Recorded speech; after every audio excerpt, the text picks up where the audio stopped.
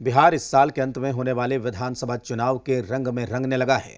Party और नेताओं ने जीत के लिए पूरा दम लगाना शुरू कर दिया है। जन स्वराज पार्टी की तैयारी भी तेज हो गई है। जन स्वराज पार्टी के सूत्रधार प्रशांत किशोर आज बेतिया में हैं। वे उद्घोष कार्यक्रम के जरिए बिहार में बदलाव की हुंकार उन्होंने भरी। लौरिया के शाहू जैन खेल मैदान में आज जनसभा हुई। इस दौरान उन्होंने कहा कि 2025 में जन स्वराज 243 सीटों पर चुनाव लड़ेगी, तो वहीं 2029 तक किसी भी पार्टी से जन स्वराज गठबंधन नहीं होगा। साथ ही उन्होंने ये भी कहा कि जन स्वराज की सरकार बनेगी तो 1 घंटे में शराबबंदी खत्म कर देंगे और इससे बिहार को 20,000 करोड़ का नुकसान हो रहा है। अपने संबोधन से पीके ने आरजेडी, जेडीयू और कांग्रेस पर जोरदार हमला बोला। उन्होंने कहा कि सबने बिहार को लूटा है, अब की बार बदलाव होगा। आज से चंपारण की धरती से जनसभा का शुरुआत कर रहे हैं। जनसभा कार्यक्रम खत्म करने के बाद फिर पदयात्रा करने के बाद उन्होंने ऐलान किया।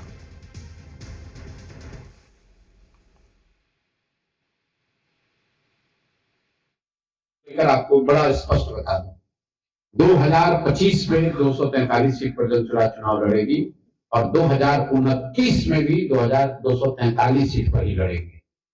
अभी नहीं, 2029 तक का आपको बता रहे हैं। फिर ये सवाल मत कीजिएगा कि चुनाव जीतने के बाद अगर कोई संभावना बन गई, किधर जाइएगा, दाएं जाइएगा कि बाएं जाइएगा।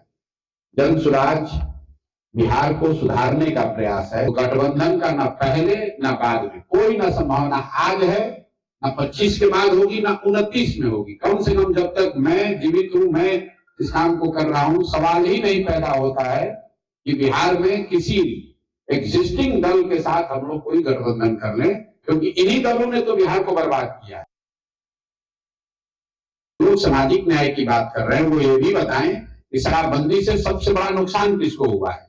जो सरकार में ऊपर बैठा हुआ है, नीतीश कुमार के अगल बगल बैठा है, वो तो शराब का धंधा कर रहा है, वो करोड़ों रुपए कमा रहा है। तो ये बिल्कुल हम लोग इस नीति के खिलाफ हैं, इसके हटाने के पक्षधर हैं और जैसे ही जन स्वराज की सरकार बनेगी इसको हटा दिया जाएगा।